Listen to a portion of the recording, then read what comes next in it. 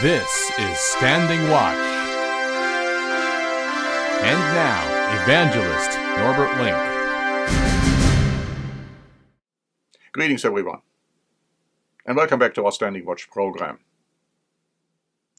The Middle East is in turmoil again, but this time it could be a little bit different, especially because of the role Turkey is playing.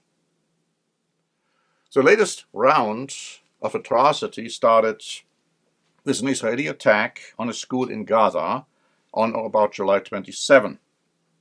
Israel says the attack killed Hamas terrorists, and I quote, who were hiding and operating from the compound.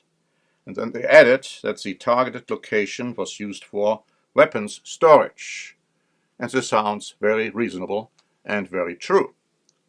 However, in response, Irish Prime Minister Simon Harris referred to Israel's latest school strike as, and I quote, a further demonstration of brutal, unconscionable violence. Targeting an area populated with displaced families is inhumane and despicable, he said. Then, on or about July 27, the same day, an Hezbollah rocket strike from Lebanon on a soccer field in northern Israel killed 12 children and teens. I didn't hear Irish Prime Minister Simon Harris make equally strong statements in that regard. Israel declared that they would retaliate. And so on July 30, Israel's fighter jets killed a top Hezbollah commander in Beirut. And on July 31, the next day, a top Hamas leader was assassinated, apparently by a bomb that was smuggled into the Tehran guest house.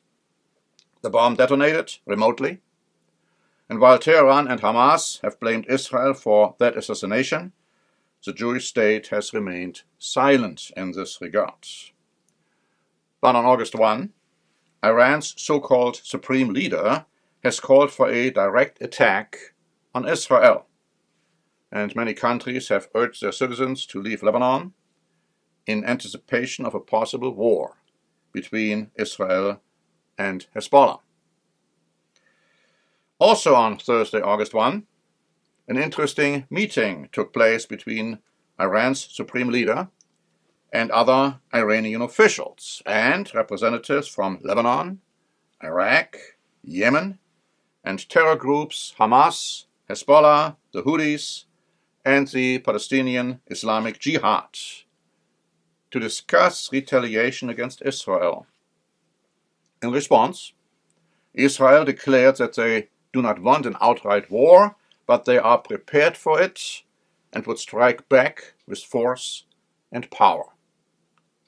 So, are we going to observe soon an outright war between Israel on the one hand and Iran, Hamas, Hezbollah, and the Houthis and other terrorist groups on the other hand?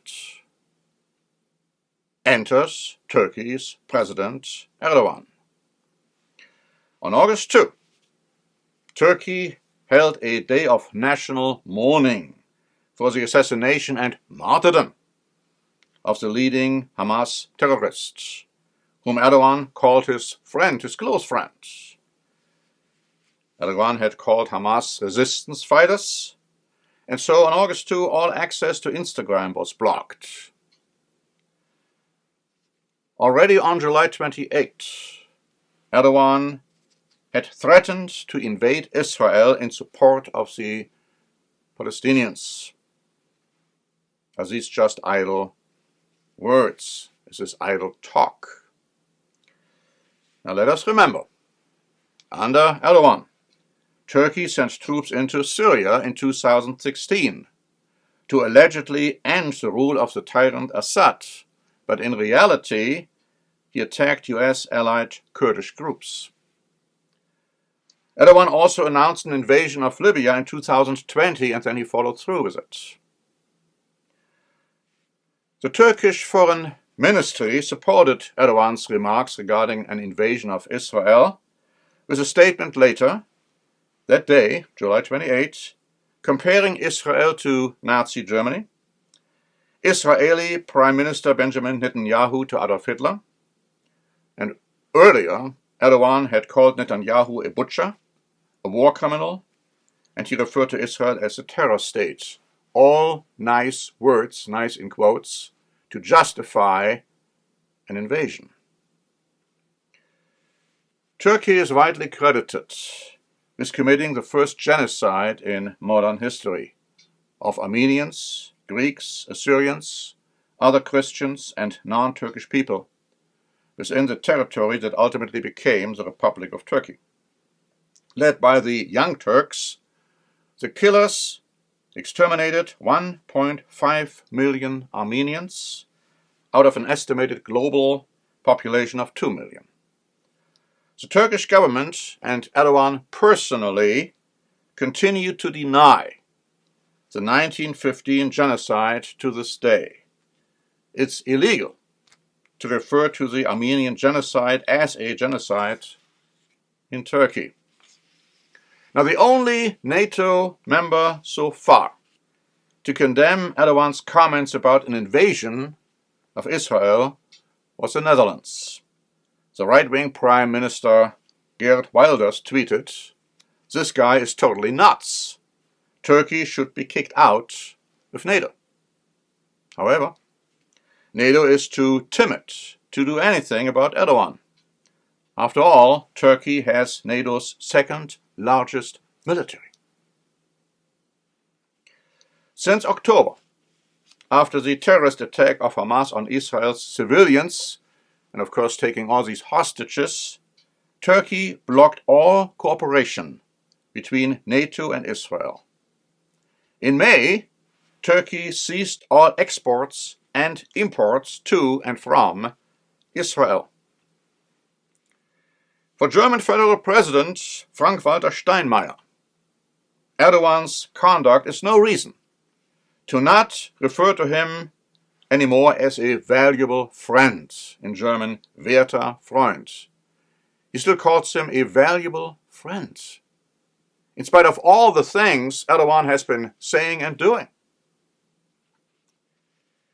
The Bible prophesies that Turkey will support Europe under Germany's leadership in a military attack on Israel. We know from the Bible that Turkey will act extremely violently towards Israel. You see, the Bible identifies Turkey as biblical Edom, or Esau, the brother of Jacob. We have prepared a free booklet, Middle Eastern and African Nations in Bible Prophecy. And in this booklet we have a lot to say about modern Turkey. We show that Psalm 83 states that there will be an alliance, a confederation formed between some Arab nations and Turkey and Europe against the state of Israel, with the goal to cut off Israel so that, and I quote, "the name of Israel may be remembered no more." And we are also told that Turkey will act in a most terrible way towards Israel. Let me briefly quote from our booklets, and we say the following. In fact, we read in Obadiah, verses 11 to 14, that Edom was as one of them who carried captive the forces of Israel, and who gazed on or gloated over the day of his brother's calamity, in the day of his captivity. That Edom rejoiced over the children of Judah in the day of their destruction, and that they entered the gate of God's people in the day of their calamity, and laid hands on their substance. We even read that Edom stood at the crossroads to cut off those among them who escaped and delivered those who were remaining in the day of distress, or as some translations have it, at the time of the Great Tribulation. We show also in this booklet that Edom's conduct during that time will be a major reason why God will pour out his wrath over Edom to destroy it. Yes, modern Turkey will be destroyed by God.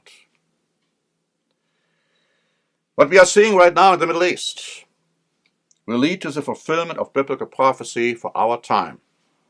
So please ask for a free copy of our booklet on Middle Eastern and African Nations in Bible Prophecy. And thank you very much for listening. This is Norbert Link for the Standing Watch program.